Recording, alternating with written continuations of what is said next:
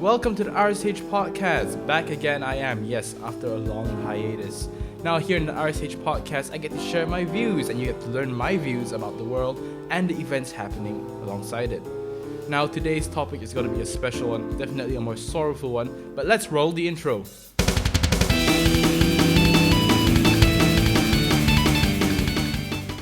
Today's topic is this. Now, the Queen unfortunately has passed away. The Queen of England we're talking about, Queen Elizabeth II. Now, of course, with the many memes going about like Red Bozo, how many years to 100? 4. No, we're not here to talk about the memes. We're here to talk about what happens next. Now, the Queen will be laid to rest at St. George's Chapel very shortly, alongside her husband, Prince Philip. Now, at the time of recording this video, the funeral is still taking place, and right now they're in the cathedral doing the service for Her Majesty. Of course, what's going to happen next, you might be asking? Well, a couple things are confirmed. King Charles III is now the King of England. He'll be having his coronation shortly, probably this year. I'm not too sure about that information, but we do know that he will indeed have his coronation.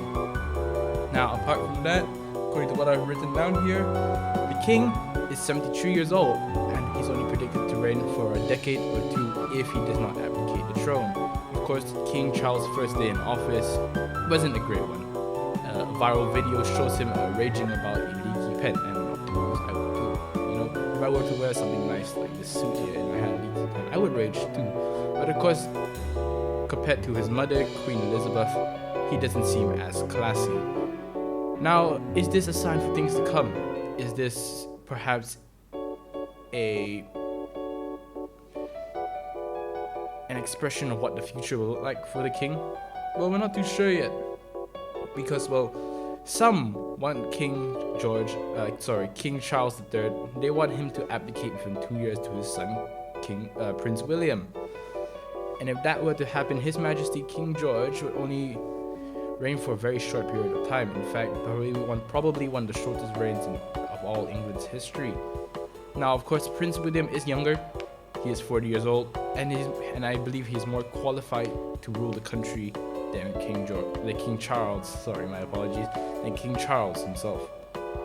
Now, why do I say that? Because, when you have older folks running the country, they tend to be slower, not as effective. And look at Joe Biden. Let's look at Joe Biden for a second here. The guy sucks. It's just how it is. And he's in his 70s. He's not doing too well. He falls asleep at world meetings, where all the leaders of the world come together to share about their issues, what we should do, like global warming, climate change. He falls asleep in them.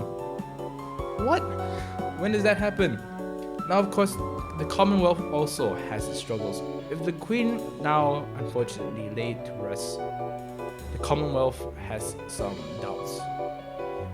Now, of course, in England itself, Scotland and Wales, the Kingdom of Scotland, the Kingdom of Wales, just like Ireland a long time ago, have plans to become independent, to split from the Kingdom of Great Britain, and that would be absolutely catastrophic to the United Kingdom, because Scotland and Wales make up large portions of its country. Scotland in the north, Wales in the south, and if Britain loses Scotland and Wales just like it lost Ireland, it would be damaging to its economy, to its existence even, and the people who live there.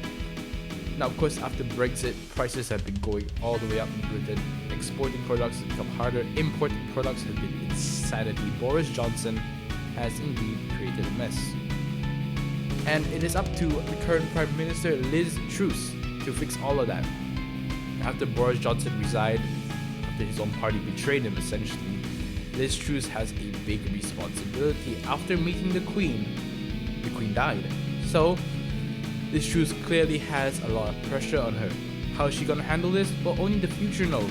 Now, in terms of the Commonwealth too, Australia and Canada have had plans to split. Of course, there is a strong dislike towards Great Britain within these two countries, especially Australia. In the early 2000s, when Charles was a bit younger, there was an assassination attempt on King Charles. Of course, that failed miserably. You might have heard the memes. And it does show clearly that these two countries probably want to split, especially Australia in this case. So after meeting King Charles, Justin Trudeau and the Prime Minister of Australia will have to make decisions about that. I think one of the reasons they stayed so long in the Commonwealth was because of the Queen herself. She was kind-hearted, she understood the people, and she served people rather than having people serve her. In my English, that was terrible. I'm sorry.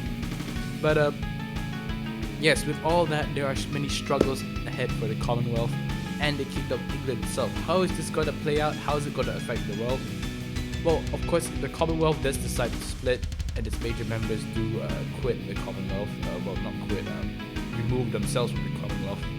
It would be catastrophic to England, especially England, and that would be catastrophic to the world, because England is one of the more powerful economies of our earth, and well, that wouldn't be great if all the countries split from it. Now, of course,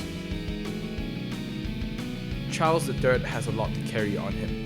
With the Queen passing on and leaving such a great legacy to fulfill, Charles III is going to struggle. Of course, some call him a snot-nosed brat, some call him a kind dude. Personally, from what I've seen so far, it is going to be a very hard journey to make for Charles to fulfill the roles that his mother had left for him. Of course, the Queen has set a great expectation for the crown of Britain. I argue that she was probably one of Britain's greatest monarchs, in fact. And I hope that Charles is able to carry that legacy too. So, my final words to the Queen Elizabeth II are rest well. My condolences to the family for the passing of her. And to King Charles, His Majesty, I pray that you are able to become successful in leading the country of Great Britain. But that wraps up today's podcast. Of course, I haven't uploaded in a long time. It feels like forever, and I really miss uploading. Don't get me wrong, I really miss uploading. I would upload every day if I could, but it's just really been really hard right now. I haven't had the opportunities to upload. I haven't had the time to upload, and I'm a student.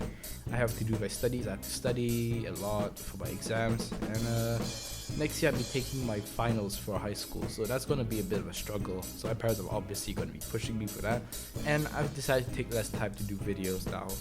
Of course, my songs, they're going to be delayed, of course. I unfortunately did lose one of the MIDI files, if you understand musical terms, producing terms. I lost the MIDI files for my one of the latest songs. We saw the song preview. I lost the MIDI file for that, so can we do the whole thing? So there's going to be a couple of delays on my songs. Just generally production-wise, it's going to be delayed. But anyways, I hope you all have enjoyed the video.